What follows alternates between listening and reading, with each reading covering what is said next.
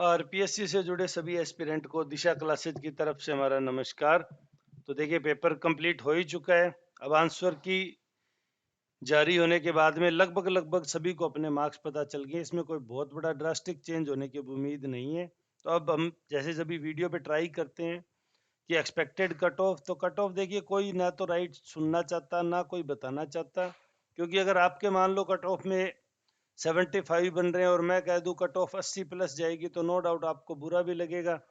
वो आप अपना गुस्सा भी कहीं दिखाएंगे। तो इस तरह की बातों का कोई मतलब नहीं है। वो आपको जो एक बतानी थी बता दी, बाकी रिजल्ट आने के बाद अब क्लियर होगी।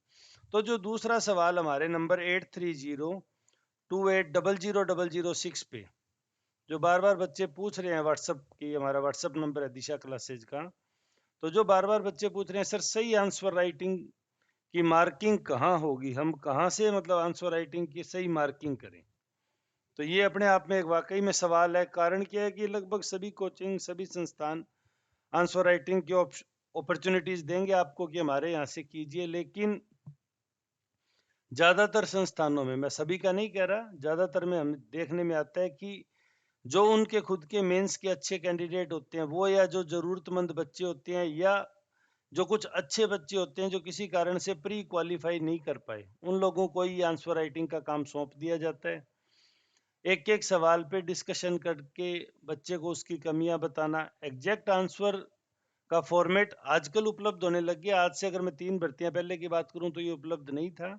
लेकिन आजकल जब टीचर्स मार्किंग के लिए जा रहे हैं तो नो डाउट वो टीचर सभी इंस्टीट्यूट को भी अवेलेबल हैं। तो वहाँ क्या परफॉर्मा था, किस वर्ड लिमिट को कैसे फॉलो करना था, कितने शब्दों में लिखना था, कितना स्पेस आता है, कितना लिखने पर कितने नंबर दिए जाते हैं, ये इजीली पता कर लेते हैं। क्योंकि अच्छा खासा पैसा होता है कोचिंग्स के पास। वो अगर पता करना चाहे, टीचर से कांटेक्ट करना चाहे, कुछ टीचर स्टूडेंट वेलफेयर में वैसे भी बता देते हैं कि आप फॉर्मेटिंग इस तरह से कीजिए। तो सही आंसर राइटिंग के लिए आप जहां भी ज्वाइन करें, एक तो सबसे पहले आप उनसे बात कर लें कि आप आंसर राइटिंग के बाद उस पेपर के डिस्कशन के लिए हमें कितना टाइम देंगे, और डिस्कशन कौन करेगा। सबसे बड़ी बात, अगर आपको काउंटर पे बैठे किसी अटेंडेंट से ही बात करनी है और वही आपका डिस्कशन करेगा तो कोई मीनिंग नहीं है। बल्कि आप अपने आंसर स्किल को खुद ही ज़्यादा लिखने की वजह से बिगाड़ भी सकते हैं, या आप अपने जो लिखने के पैटर्न है उससे भटक सकते हैं। क्योंकि जो वहाँ काउंटर पे बैठा है, जो आपको इसके बारे में डिस्कशन करेगा, उसकी काबिलियत काफ़ी मायने रखेगी। तो इसलिए आंसर राइटिंग के लिए जल्दबाजी ना करें। जहाँ से भी जुड़े, सभी कोचिंग बहुत अच्छी हैं, बहुत अच्छा करवा रही हैं, लेकिन पहले कुछ बातें खुल के कर ली जाएं ताकि आपको बाद में किसी तरह की परेशानी ना हो।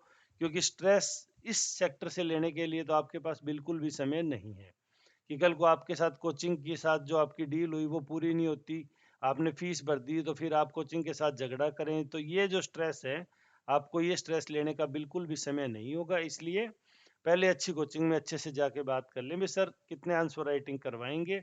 और मान लो मैंने 3 घंटे का पेपर लिखा, पेपर 1 2 3 4 जो भी, उसको डिस्कशन करने के लिए कितना टाइम दिया जाएगा। क्या सिर्फ यूं गोले मार के भाई ये 4 आपने सुधार करने हैं और इसके बाद छोड़ दिया जाएगा, या मुझे इसके बदले में कोई ऑथेंटिक और ऑफिशियल अच्छी आंसर राइटिंग की भी शीट मिलेगी जिसके कंपैरेटिव में सुधार करूंगा। तो सभी जरूरी बातें आप पहले से कर लें ताकि आपको उसके बाद किसी भी प्रकार की परेशानी ना झेलनी पड़े। दूसरा कमेंट सेक्शन में आ रहा है, ये कब से करें शुरू। तो देखिए, जिन लोगों को आरएस बनना है वो तो मैं कहता हूँ प्री का फॉर्म भरते हैं उसी के साथ ये शुरू कर दें।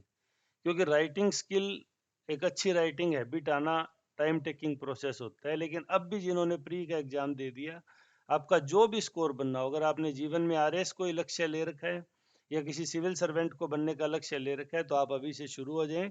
क्योंकि शुरुआत में सभी आपको अट्रैक्ट कर रहे हैं, सभी की स्कीम चल रहे हैं, सेमिनार वगैरह आयोजित हो रहे हैं। तो आप वहाँ से शुरुआत कर सकते हैं। अपने कुछ आंसर फॉर्मेटिंग उनको दे के आप चेक कर सकते हैं कि आप किस तरह का आंसर लिख रहे हैं, आपको किस तरह के सुधार की जरूरत है। बस वहाँ ध्यान रखें कि जो लोग आरपीएससी के आंसर मार्किंग के लिए जाते हैं, मेंस की परीक्षाओं की शीट चेक करने के लिए जाते हैं, उनको थोड़ा ज़्यादा पता होता है। वो थोड़ा अच्छे से बता सकते हैं, भैया ये वर्ड लिमिट को ऐसे ऐसे पालन करना था। एक सवाल है, एक टीचर को एक सवाल ही मिलता है, उस सवाल को वो चेक करता है तो उसकी भी मेंटेलिटी चेंज होती जाती है। तो मतलब उसकी हार्ड से हार्ड मेंटेलिटी होने पर भी वो किस तरह के आंसर को पसंद करता है और उसको कंटिन्यूस नंबर जारी रखता है। क्योंकि आप जब आंसर मार्किंग के लिए बैठते हैं तो जो पहले बच्चे के आंसर चेक करते हैं, 10वें बच्चे का वही आंसर, 20वें बच्चे का वही आंसर चेक करते हैं, तो ये एग्जाम मार्किंग कर रहा होता है, उसकी मनस्थिति भी समय के साथ साथ बदलती जाती है। उसको कुछ एक्सीलेंट आंसर मिलते हैं जो नो डाउट उसके नेक्स्ट के आंसर पे प्रेशर जनरेट कर देते हैं। तो ये बहुत सारी चीजें होती है, आप बात करेंगे आपको अच्छी कोचिंग वाले मिलेंगे। तो इसलिए आप सही से बात करके ज्वाइन करें, ताकि कोचिंग के साथ अगर संबंध बिगड़ते हैं या आप उनके काम से सेटिस्फाई नहीं होते तो आप किसी प्रकार के स्ट्रेस में ना जाएं। स्ट्रेस लेने का आपके पास टाइम नहीं है। हम भी देखें आपको काफ़ी सारी चीज़ें प्रोवाइड कराएंगे। चैनल पे नए हैं तो सब्सक्राइब करके जुड़ जाएं, और आपकी कोई भी क्वेरीज है तो कमेंट सेक्शन में आपका स्वागत है। वीडियो में अंत तक जुड़े रहने के लिए धन्यवाद। आपका दिन शुभ हो।